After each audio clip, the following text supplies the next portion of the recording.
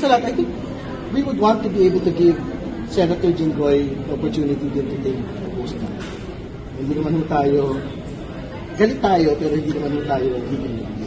So, I hope this gets resolved in the soonest time. Kasi nga ho, I don't think the public would, take this lightly na pati ba naman mga litrato ng mga bata, ibinibuyang-iyang ho natin sa public.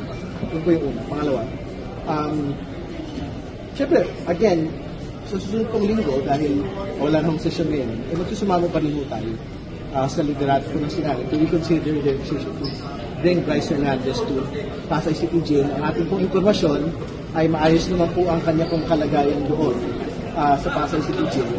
So it's not the best setup for him. Lalo tigit, he is a very important witness, not just for the hearings, but for future criminal proceedings against each and every one that will be involved in all of the proceedings, whether administrative or criminal. So, dapat po siguro magtulungan po ang Kongreso at Senado patungkol po.